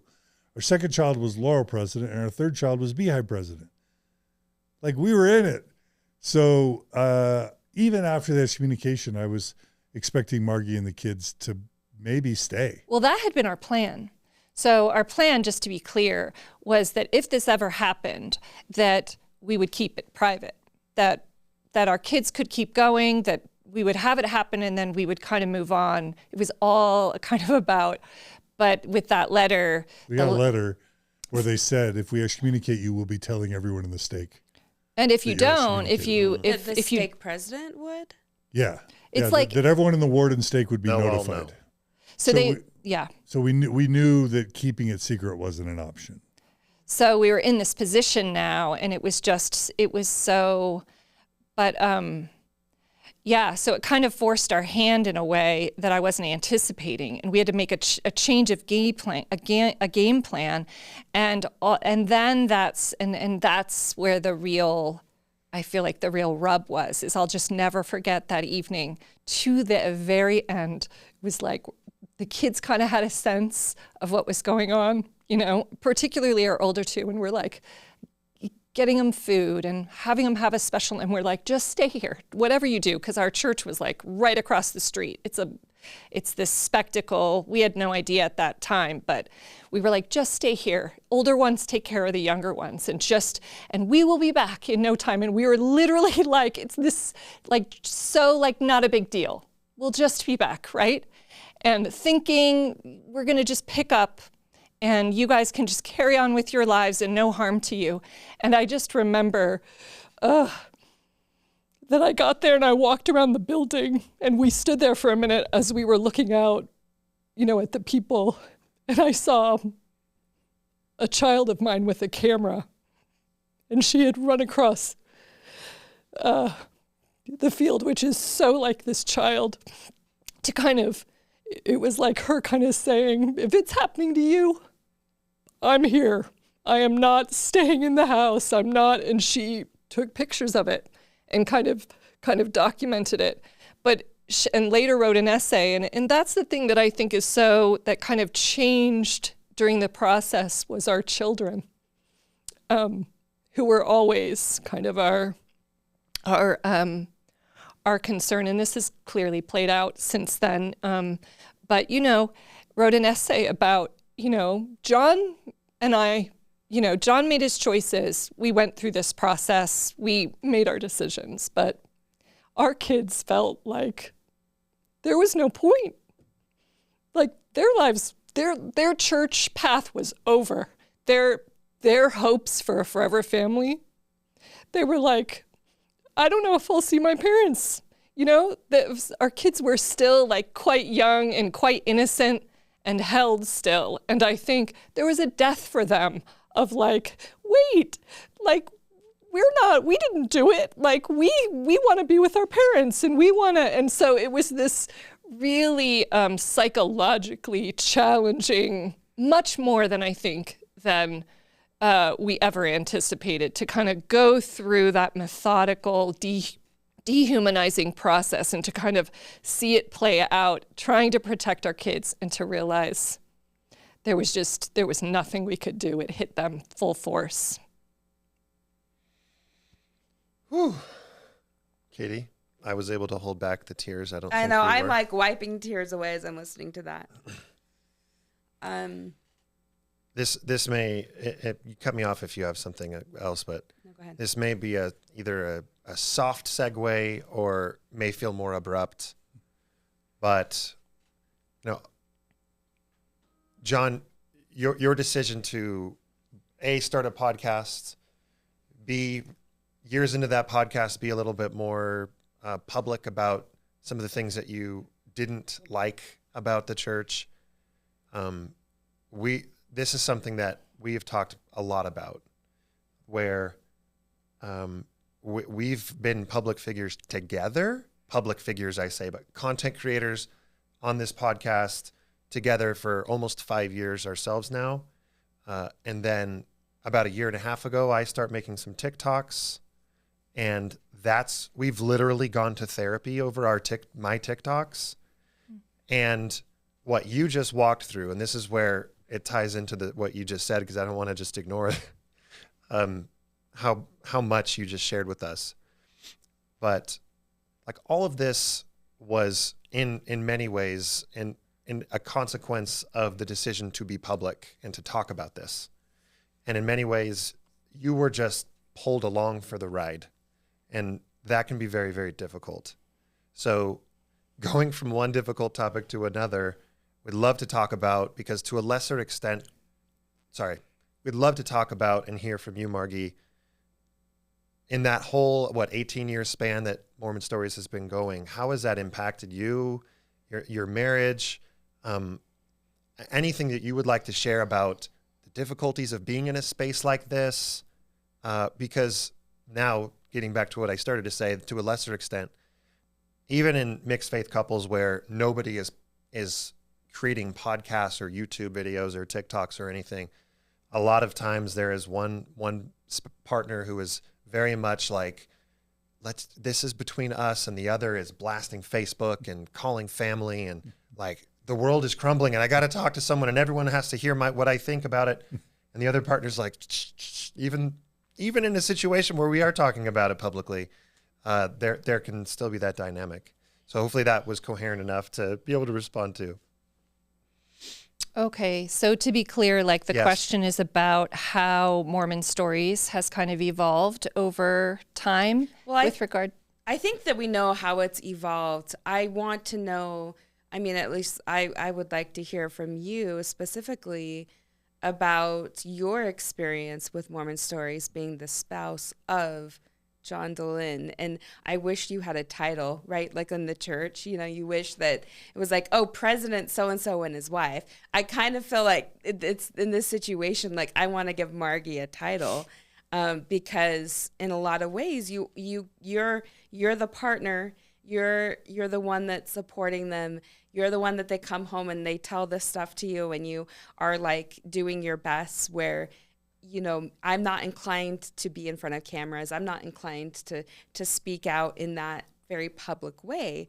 And I think you and I, one of the things that I connect with you on is that we're a little bit similar in that. So how has this changed you and your children, having John being involved with Mormon Stories for the last 18 years? That's a long time. Oh, that's such a big one. I know, it is a big such one. A large question, because I is. think it's been so many things. It's such a complicated thing. It's on one level, Mormon Stories started out as, wasn't it a thesis project for your instructional technology master's? It became this thing that on many levels, I think, gave John a sense of purpose, a sense of a reason to live, a joy, connecting to people. And so you see that in the person that you love, and particularly watching him through other jobs and to see where that was missing. It was no small thing. I wanted that for him. And so there was that aspect. It started in our basement. It was literally next to a child's bedroom. A child went to sleep each night listening to John at night, because oftentimes he was in the middle of a master's program, a Ph.D. program. He worked for MIT during this time. So a lot of the podcasts happened on weekends or evenings, and our kids, like one child would fall asleep, like listening to him interview. So you have this really integrated, no video, just voice, which was different. That was different because we still, for a time, had privacy. It was a voice. No one really knew. It was small. And so during those years, it was like the birth of something creative. It was exciting. I felt on a level, I remember feeling like values-based in alignment. I think what was tricky was you never know when you create something where it's going to go or how it's going to evolve. And as it started kind of getting bigger and bigger, and John wanted to do more and more things, it slowly, it was still integrated into our world. We hadn't separated it. He was still working out of our house. People would think about all the interview people coming to our house, like being in our rooms. Our kids are growing up, and there became a tension, a friction there. He would be away more. He became more, I think, as he felt more alive, there was a bit of a wedge and a distance that developed over time that we had, it came to a head. Amidst the excommunication, what came to a head was my private self all of a sudden thrust into this very, very public arena, and on some level a life I didn't really ever want. And so we've had to a couple of times have to really come together. I've had to have a reckoning with myself and go back and really think, how many years ago now? Even in our time in Salt Lake, where I've had to look at our life and recognize who John is and his love for this thing that is now outside our house, but does include video, which is less private. So people recognize you, and so we have this public self versus private self balance, and me really getting to a place where I had to choose, do I want this life? With my makeup, with my personality, and if I do, how do I navigate it so that I still keep the pieces I want to keep private, and my private life feeling safe and, like my own. Like it doesn't get to take everything. And that's been a work in progress, learning what do we want to give and what do we want to make public, and what times and what places we actually move into a private life. And to be clear with our kids, it's largely private.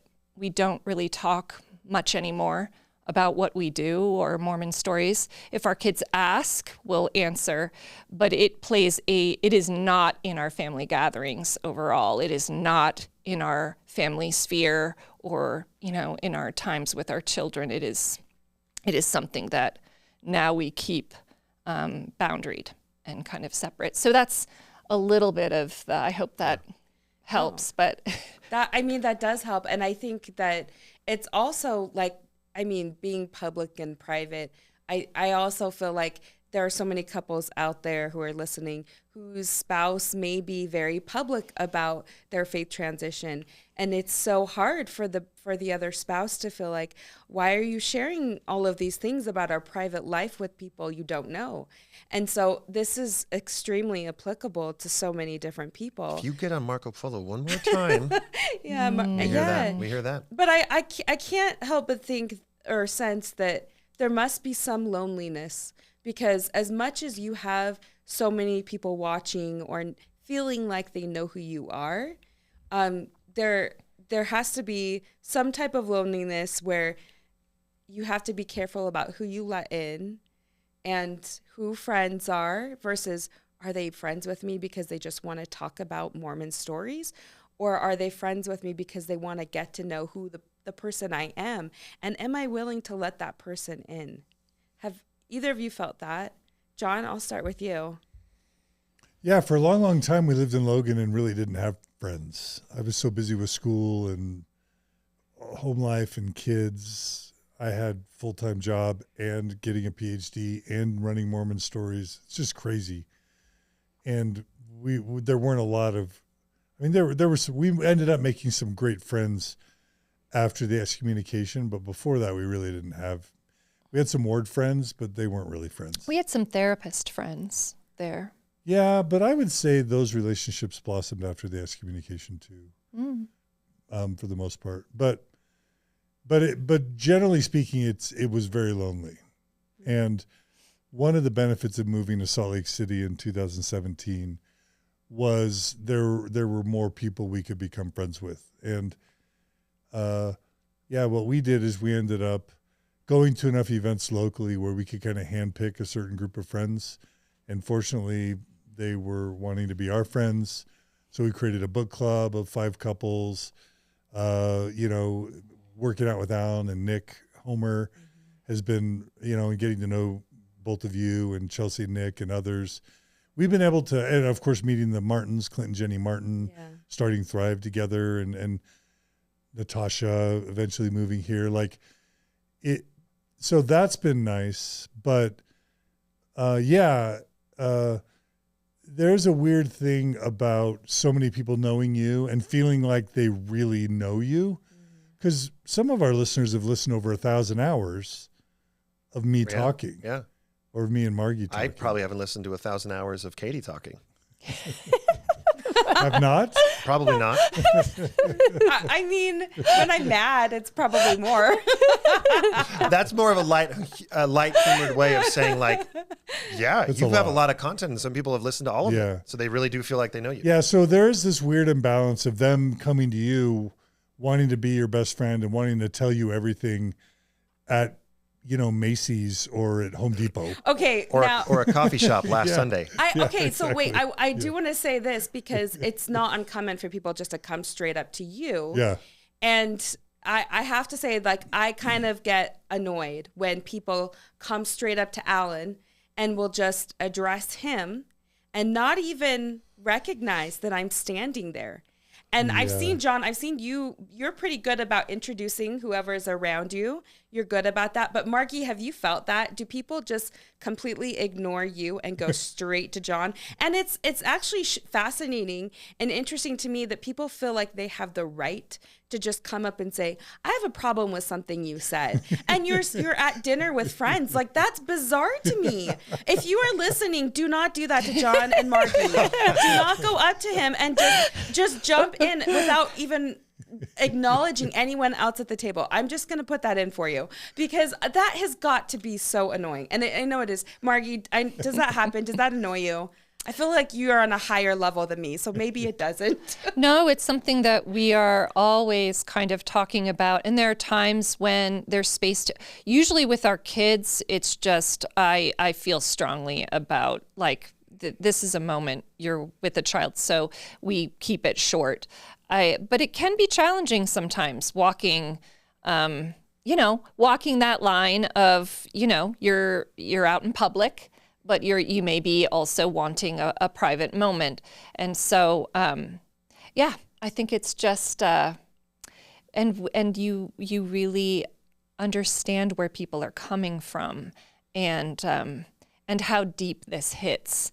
And there's that part too. And so I don't think we've ever turned anyone away or ever, because I think there is that seeing, like, we've been there, we see, we know what it feels like. But we may be a little bit more boundaried sometimes if we're with a child at an event and trying to protect space versus if he and I are out just kind of together and in a low a low vibe and moment. I think both of us can vouch for how gracious you both are when this does happen. Yes. John and I were just laughing about what Katie said because we were at breakfast with a friend a week and a half ago or so, and this lady just walks up and literally sits down at the booth next to us and says, you said something a few years ago that has been bothering me. And I promised myself if I ever saw you, I would bring it up. And what was John's initial reaction? Oh no, what did I do? It was like, so oh gracious. shoot, let's solve this. Really? And then within 30 seconds, what has John done? He says, oh, do you know he's got a podcast too? And he's looking at me and pointing at me and, oh, you should talk to this guy too. He's got a cool story. And there's a lot of deflection going on and like shining the light on other people, and it does not go unnoticed. I think everyone needs to hear that. Right. And it's such a tricky balance, and you both do it so well. And like you said, like, it's when you see someone that's in pain or hurting and they feel like they know you, of course you want to have that connection with them because it means so much to them. But it does take an emotional toll on the relationship, on the family. And I mean, just to know, do your children get the same sort of a treatment? I mean, like, do they ask, like, do people know, oh, your dad's John Dehlin? I would say, generally speaking, our kids don't like being associated with my podcast. Generally speaking, I believe our kids just want to be kids and want to be their own humans, known for their own personalities and their own accomplishments. So even if they even if they go for a job interview and the person's like, "Oh, you're John DeLiz's daughter," they don't. I would guess they don't like that. Even if it's like, "Oh, I'll hire you to be my photographer because I love your dad," then the whole photography, they want to talk about Mormon Stories. Like, our kids just want to be kids. Yeah. And I think universally they get annoyed when anyone stops us, because if we're at a jazz game or the movie theater or getting ice cream, they just want to be with their dad and mom. Mm-hmm. Yeah. So it's, and worse is that there's so much baggage that comes with me. Like, they don't like the fact that they've lost friendships because I'm their dad, but they also don't like it when people come up to them and say, "You're the luckiest person ever to have John and Margie as your parents," because we've made a gazillion mistakes and we've got a ton of weaknesses. And our kids are like, "You don't know what it's like to have them as my parents." Yeah. Like, they're the why are you making exactly? Yeah, yeah. Or like, this hasn't been a treat. Yeah, right. This whole journey has not been, a skip in the park. I have to say, it's I have a hard time, and we've talked about Alan and his TikTok channel, and anyway, but our teenage boys, their friends, come to our house and they'll just straight up say, "Hey, you're TikTok famous," or "I love your TikToks, they're hilarious." And I just get so like tensed up. And some of it is, okay, are these like super LDS kids watching? Like, I feel very protective of the space where my children are in. And especially, like, I would never want their friends, to, I don't know, to have some weird thoughts about our family. I wouldn't want their parents to, not let their children come to our home and be with our kids because of it. It's just like, I feel like with children, it's such another layer of difficulty that for me, I'm just always wanting to make sure that everything is okay and everyone feels okay about things. I mean, that's me, but I don't know. Alan's done a pretty good job of talking to them about being public. Yeah, I mean, it's a little different for the one making the content versus the one, because I want all the same things that Katie just outlined. I don't want the kids to lose friendships over, all of a sudden some kid's not showing up to her house anymore. Why is that? Is it because of me? And not that I think that I hold that amount of power in their lives or anything, but I would hate for that to happen.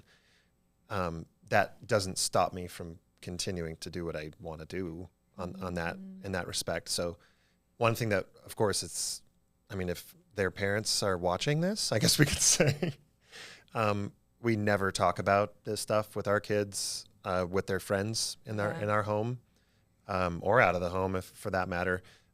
Even when they bring it up directly to us, we're not going to get into those conversations with a bunch of teenagers. Yeah, because they're underage, and I feel like I wouldn't, if they went to someone else's home and I felt like something we wouldn't want our kids to be preached to, right? Right. Like, I would hope that there was some respectful conversations, and so we tried to just kind of steer clear of that. And that's, I don't know if those are the types of conversations you've had with your children. Look at the four of us, D and E-list celebrities, just talking about the woes of fame. We're further down on the list, but I said D and E-list. But listen, this is a unique opportunity because honestly, there aren't a lot of people that can understand sort of the more public side of it. And also, like, anyway, how the family dynamic. There's not a lot of people that understand that. Yeah. So I appreciate you letting us talk to you about it.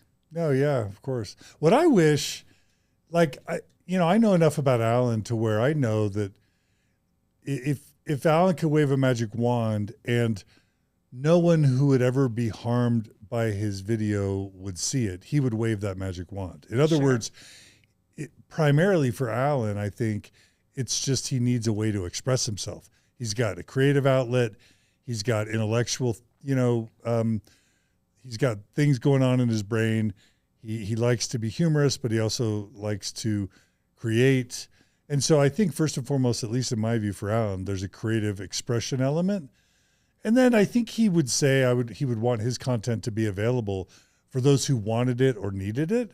But that if there would be anybody whose life would be harmed in any way by coming upon it, I would guess Alan would say you'd prefer the algorithm not to serve it up, right? This feels like a mini TikTok therapy session. And yes, no, absolutely. And we've had that conversation. Yeah, you're totally right. Like, I think that's where we've landed now, right? Mm-hmm. It's taken a while for us to get there. Thank you, therapy. But, and that it was actually, I went to the Art of Desire with Jennifer Finlayson-Fife. It was actually there that I had a huge mind shift. And really changed the way I looked at it and approached it.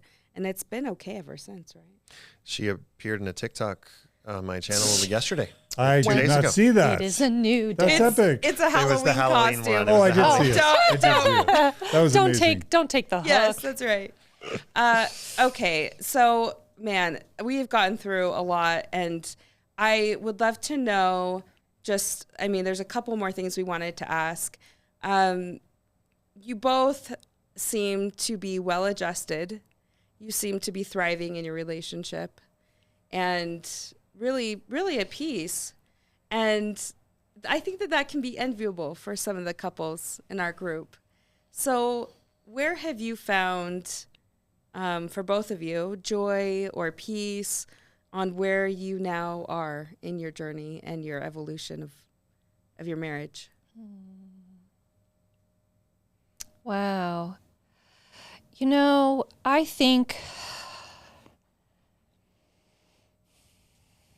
think for me, it has been really important in certain moments and certain times to be able to acknowledge when, let's just say, the conditioning of our relationship has caught up with us and is no longer serving us, and we just need to scrap it.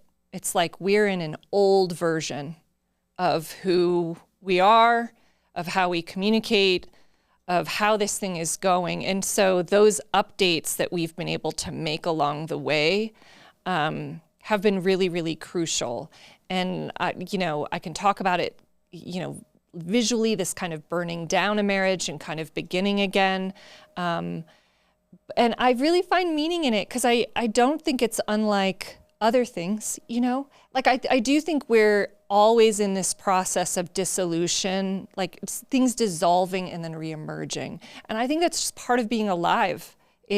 We see it in nature, we see it in living things kind of all around us. And so I think it makes sense that it happens at times when you're with someone for a significant amount of time. And we're changing. We both are. We're growing and changing. And so I think what has brought me joy is this version. And I stand by all the other versions and I look at them like kind of past selves or past that I have such love for. And I can really kind of see and hold who they were. But what I love about our relationship kind of right now is just how truly surprising it is. How surprising is it that I am like co-hosting on Mormon Stories on video? That is very surprising to me right now, right? Especially given everything I've shared. So that turn is, and our friendship, this idea of how partnered we are, and this idea of how we choose each other in moments and every day. It's no longer like this, we've just moved into an honoring space. And I just really enjoy John. I really do overall. And differentiation is all the hallelujahs for me. And allowing ourselves to have different worlds, different spaces, different preferences, and me nourishing my world, John having his own world to nourish, and then really coming together intentionally and creating a world together that reflects us and that now includes just this beautiful sense of companionship that wasn't always super easy to feel at other stages. And so, I think just the growth and change and witnessing and coming together and starting over and allowing ourselves to sort of heal and begin again and kind of reprogram, honestly, based on what we want to feel in relationship to each other. You know, that's what I would say. John, you want to add it? I mean, I don't know how you can add to that, but I'll try. Yeah. I'll try my best. I'll say I have one small thing to say. At some point, so before Marriage on a Tightrope, I looked at mixed faith marriages as like one of the main things I cared about. One of the main things it was most heartbreaking to me, in addition to LGBT, depression and anxiety and suicide, and just the individual stress and anxiety and depression associating with the faith crisis. I was heartbroken at any divorce that happened. My parents were divorced. I saw so many divorces come about as a result of mixed faith marriages that for the 18 years I've been doing this, saving marriages has been front and center to what I care about, and specifically in the mixed faith marriage scenario.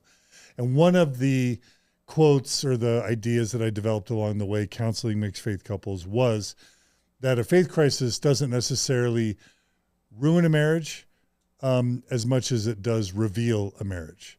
In other words, if you were besties separate from your Mormonism when you got married and someone has a faith crisis, it's usually a relatively non-event, the faith crisis. I mean, it can be hard, but it's like, oh, we're besties. Like, mission is, business as usual. Let's keep having a great marriage and we'll figure out the church thing.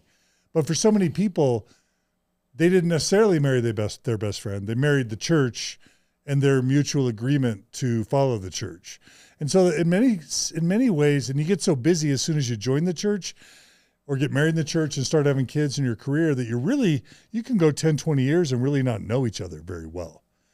So a faith crisis, what it can do is just reveal the marriage. And what it revealed to me, I had to face, let's just say around 2010, 2011, when, even 2012, when like I was really down to like the foundation. Like, do I believe in God?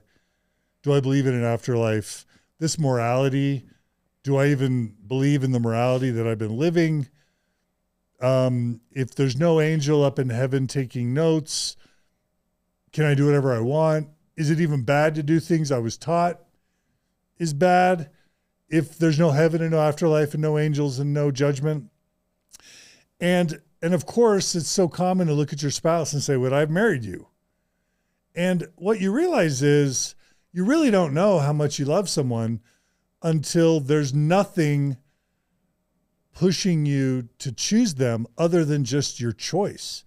And the gift of a faith crisis is I got to look at Margie.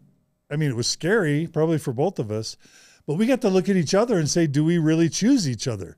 Because if there's any time to bail on the relationship, now's the time. And that was 10 years ago, 10 or 11 years ago, we reached a moment in our marriage where we were both like, I don't know, I want to be married to you. And I think we both had our moments feeling that way.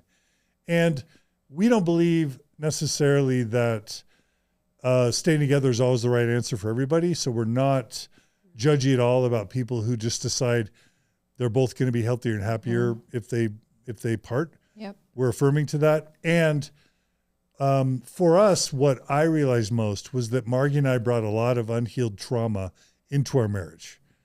And we went a lot of years having, watching a lot of TV together, exercising a lot together, raising great kids together, exercising a lot together, having a lot of conversations, but we didn't know the first thing really about emotional intimacy. So for us, the huge breakthrough that happened in 2012, when we had no other reason to stay together, aside from the kids, but even then, by then, we realized if we don't really want to be together, it's probably not good for the kids for us to stay together. So we really had no reason to stay together other than just choosing each other. And it was then that we just made the shift towards vulnerability, where we started telling each other things we were afraid to tell each other, opening up about things we were afraid to open up about, and getting to know each other on an emotional level deeper than we ever had before.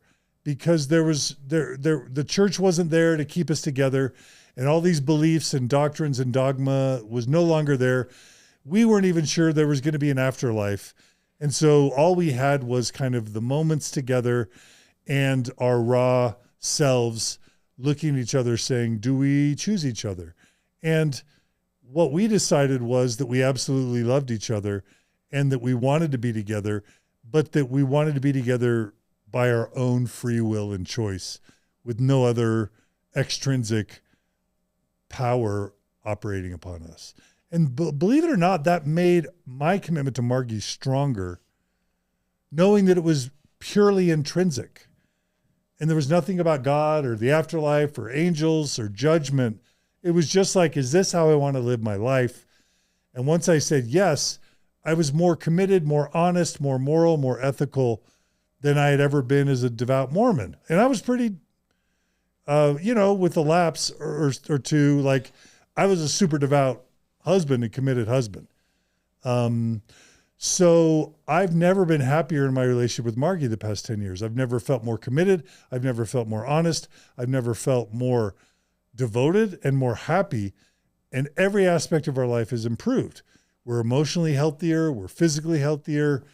We're better parents. And I wouldn't say that's leaving the church. I think you can have this awakening in the church as much as you can have it without. It's about learning the fundamentals of emotional intimacy, becoming raw and vulnerable with each other, and choosing each other and choosing every day. There was a point where I was terrified that Margie was going to leave me. And I kept saying, are you going to leave me? Are you going to leave me? And she just said to me, look, the best I'm going to promise you is today. And let's both live like today we have that commitment. And if every day we're showing up, giving our best selves, we're probably going to want to be together. But if we're just like, we made that commitment 5 or 10 or 100 years ago, and so we're just sticking with it because we made that promise, maybe we're going to get less devoted. Maybe we're going to get a little more flabby, a little less conscious in our relationship. So instead of making a lifetime commitment, let's make the commitment for today, and then every next day, be our best selves and bring our best selves to the marriage. And oddly, I feel more committed and secure in the marriage without an eternal commitment, but instead with a commitment to living our best marriage in the present moment. Yeah. I know that sounds total like Buddhist Eckhart Tolle pop psychology stuff, but it's an energy that's been very meaningful for me. And I think that it really does ring true to a lot of people, because a lot of couples we know, even in our situation, who develop that emotional intimacy, who develop those types of communication, they do go out and do some sort of vow renewal, just as the offering of, this is what I'm choosing. I'm choosing every day to live with you, and things are going to change, but I choose you. And I love the idea of doing it, coming into it daily, because it changes the whole framework, the whole idea of the marriage and what partnership is about. That's right. What were you going to say?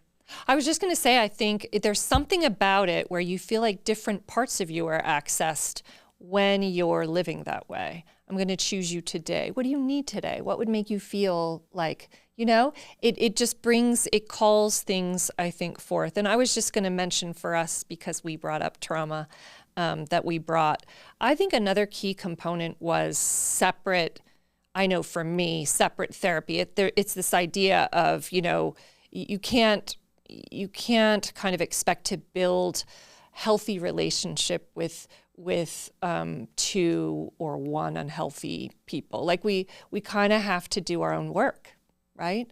Or what happens is inadvertently we bring sort of our wounds, and I think we all kind of do this even, in our healing kind of, it's not about perfection and being healed before, but on some level our awareness, right? What we learn in therapy, what we learn, that we kind of have a good grasp and we have kind of a sense of healthy coping, so that we don't sort of lean in and create a relationship that sort of reveals trauma, the trauma that we actually, and so I do think that was very key for us too, is just sort of this individuation to and doing the work separately, so that oftentimes when we could come back together intentionally, we weren't just recreating trauma of the past or from our childhoods, or just triggering upon triggering upon triggering, right? Where we can't even get to each other because all we've got are the triggers. Does that make sense? Yes. Yeah. And it's you've created it together. Yeah. If I could just add one quick word of encouragement to your audience. Please. There will be members of your audience who their marriages don't make it. Again, no shame to that. Mm-hmm. So what I'm about to say, I think it's a win-win ultimately, but what I started realizing when I would do these faith crisis retreats with Natasha, many of your audience members will have been in some of these amazing mixed faith marriage workshops or retreats that you've done with Natasha. Natasha and I did those for years. And what I realized is a mixed faith marriage is a phenomenal opportunity. And it doesn't feel like it at the time. It can feel like a disaster. It can feel like a train wreck. It can feel like, just your chaos. life is ended, or chaos, or just terminal. It can feel terminal. But what I realized is there is no more perfect laboratory for developing the emotional intimacy of which we just spoke, because all of a sudden the contract's null and void. It really is. The reason you got married, the contract that you both signed to be mutually committed to the church, it's gone, because at least one of you, if not both of you, no longer are up for the same terms or conditions of the relationship. So at that point, you're left with vulnerability. You're left with rawness. You're left with talking about your pain and learning to improve your style of communication, doing values inventories to figure out what your values really are individually and then collectively, and deciding, do we have enough values in common to build a life on if the church isn't the full structure? And what we realized is it wasn't religion that was really the field or the football. It was just, religion was kind of just the field that you were playing the game on, but the game really wasn't about faith or no faith, in or out of the church. The game was, can we develop emotional intimacy and really see the other person and really care about them and get to know them for who they are, and then really build a marriage that we both mutually want. And I realized that this whole church war that happens between couples, you got to drop that rope. It's not about whether someone's in or out, like whether the kids go to church or not. None of that really matters. What really matters is that the couple develops the emotional intimacy and learns to get along and to enjoy each other and put each other first. And then at that point, whether the kids go or don't, most of that's out of both of your control. Like atheists can want their kids to leave the church, and the kids can convert because they fall in love with some girl or don't like the home that they're living in, and then all of a sudden they want to be Mormon. Or the believing person can have the kids going to church, but they're so strict and controlling, they push the kids out. Like anything can happen, even if both are on the best behavior. How did you just explain our marriage, our family? I don't. Wait, are cases. you saying I'm the strict one that makes the kids go to church? I'm the atheist and their son Our falling in love with a girl. kids don't go to church. I allow space. There's Alan's getting in trouble here. no, I got to. If I don't throw in one joke per 30 minutes, I feel like I'm not doing my That's job. right. Keep it. You gotta keep it live. That's good with the Dehlins. The Dehlins kind of, but I really do love that, John, because I do think there are these moments in family life, and I do think, developing kind of this mixed faith culture within a family where it starts with the couple and children are watching, and what they're witnessing is what happens on some level when someone shows up and they're not the same. Like, mommy and daddy aren't the same. I'm not the same. Maybe your child knows then. I'm not the same. I'm not who mommy and daddy think I am. Or it by watching you treat each other with love, the child learns. Love is not off the table. We can show up in differences, and I know I can be safe, and I have a place of belonging, and it starts with that couple. And they're just like, there are moments within family life that happens, but it's so clear within the mixed faith paradigm that it feels almost like tangible in a special way, where, yeah. Yeah. And I will tell you that there have been so many moments in the past couple of years that Alan and I have said to each other, what if we weren't in the space that we're in now? What would we have said to our children? What would we have said to our friends or neighbors or our nephew who came out as gay? What would we say to them?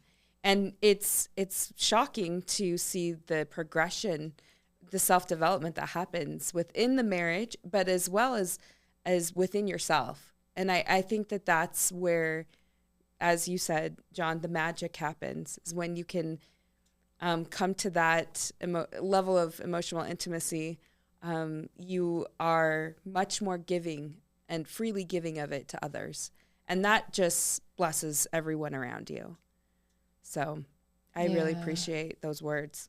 Yeah. Never let beliefs or non-beliefs tear your family apart.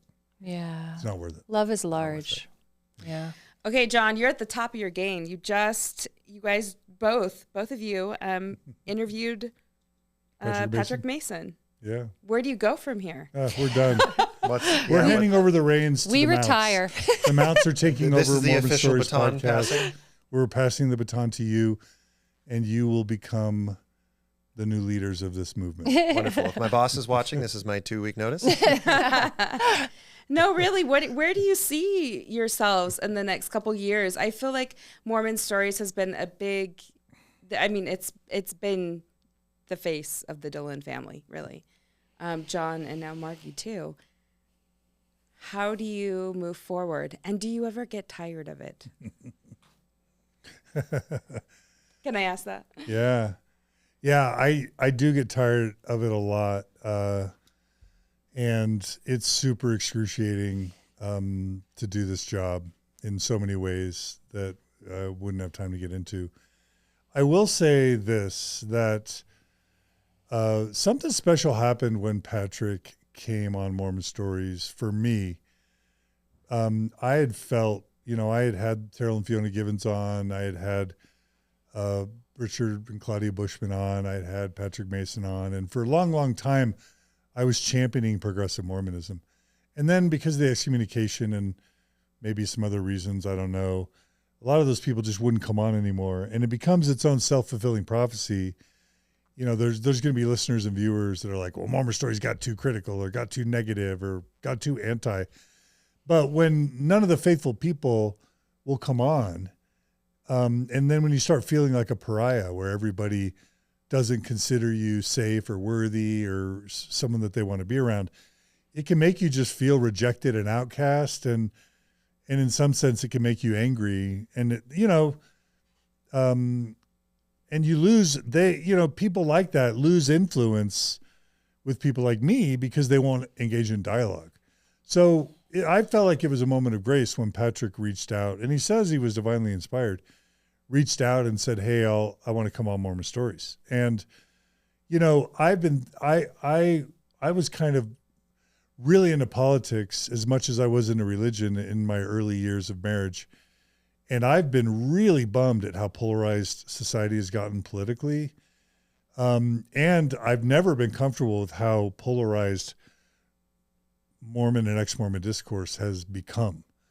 And even though many would say I've been a part of that. So what I'm most interested in going forward is bridge building. I want to find a way to heal and to build bridges and take away wedges and help people unify. And that's hard because I still think the truth claims matter. I still think it's important to talk about the truth claims.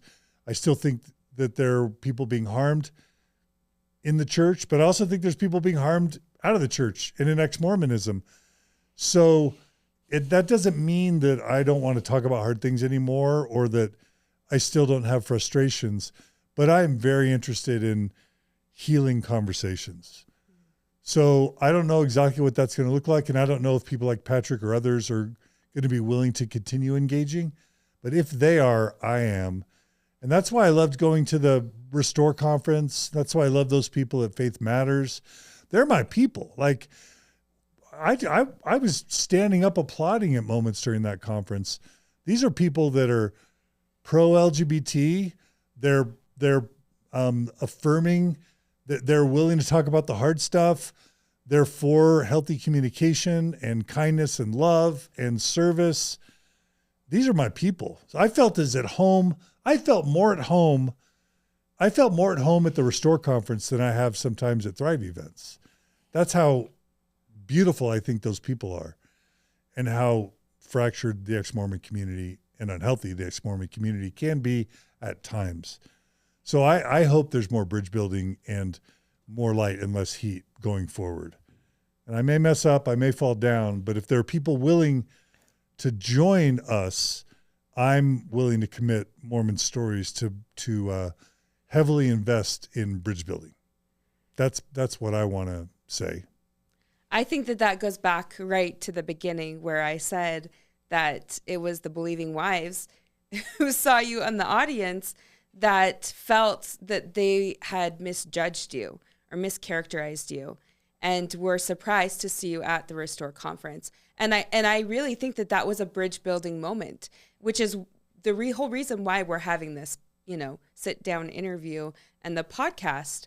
And I really do feel that is so genuine from you. And I agree with you.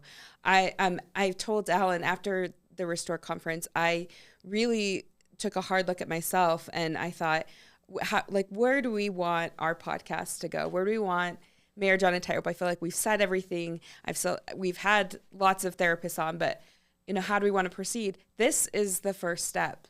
We have Tim and Aubrey Chavez that are coming on the podcast. That's as well. They're so great. They are great, and I feel like I feel like if we're doing it in our own homes, we're doing it in our marriages, we're doing it with our kids. Yeah. Why can't we do it in this community? Yeah. And I really applaud your effort into wanting to move in that direction. Margie, did you want to add anything to that? I always, my take is always a little bit different. I would just probably say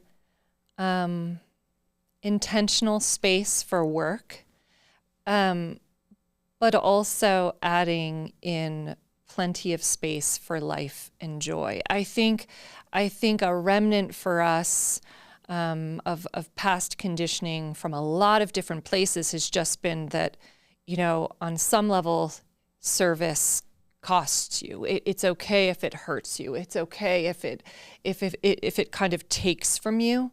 And I think we've reached a place recently where we've kind of, hit up against that, where it's kind of like, let's highlight this beauty of people's stories of resilience and that dissolution and reemergence and tenacity and courage and, all the differences, that make us kind of human. Yeah, let's highlight that. And then let's heal and grow and enjoy our lives.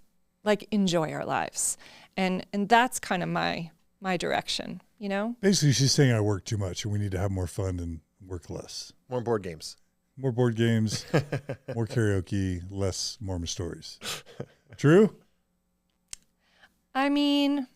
or whatever Margie's idea of enjoyment might look like. I just have noticed, that it is enjoying life. Enjoying life is part of my reason for living now. That shows, can I pay you a compliment? That shows so clearly in every interaction I've ever had with you. I remember the last time I came over to your house, I think it was just I left sunglasses or something and I came to pick them up and you asked me one question. Do you remember what it was? You asked me, Alan, what is something that brings you joy today? And I went, Margie. And my answer was yogurt and granola. Oh, that's legit. I love I'm going to have that when we get home. the I've been truth. thinking about it for the past 45 minutes. I didn't go to Costco. Oh, never mind. Now we're in a fight. No. Game changer. No, it very much is something that is contagious. So Thank you for throwing that out there every time we talk, because I feel it, and it radiates from you, and then naturally radiates from me, hopefully. Thank you for that. Margie and John, this has been an awesome sit down. I feel like this was more just a bunch of people sitting around with wires hanging around and cameras pointing out their face. And it was so fun to hear so much of your story, some of it familiar, some of it not familiar. I'm sure for many of our listeners and some viewers that a lot of this was not familiar, and hopefully we learned quite a bit. I would be remiss if we didn't both say thank you for your friendship, especially in the last year and a half or so that we've really started to spend a little bit more time together. I choose Katie every day. I choose John Monday, Wednesday, Friday from 6:30 to 7:45, and Nick Homer when he comes. Come on, Nick. Wow, you can call him out. I was going to say, wow. I have kids. Took a turn. And I have a job. responsibilities. My kids kept me up till 4. So thank you for your friendship. Thank you for your examples in this space. I think it's really cool to have. I look at John as a friend, but also you're my oldest brother's age, and so like I get to have sort of like an extra 11, 12 years of wisdom around me a few times a week, and that's I learn a lot from it. You get to have a short brother. You are my short brother. My real life brother's 6'10", John's only 6'5". Shrimp. I'm sure. That's right. Katie, you want to bring us home with? No, you said you had this really impactful statement you wanted to make. Go Wow. ahead. No pressure. pressure whatsoever. I feel like I have talked I've asked most of the questions, so I'm so sorry. Before you end, can I say one thing? Yes. Please. I can't think of a more sacred work than helping heal families and helping keep families that should be together. And so, I've reached many, many times this point where it's like, we can't do it all. We can't help everybody that needs help. Like too many starfish on the beach, like can't throw them all back in.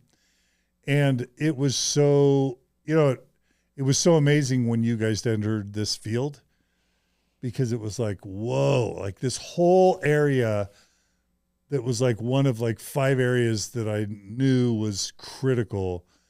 A couple steps in and starts a Facebook group and a podcast and retreats and workshops and content. I'm like, oh man, Katie and Alan have got this.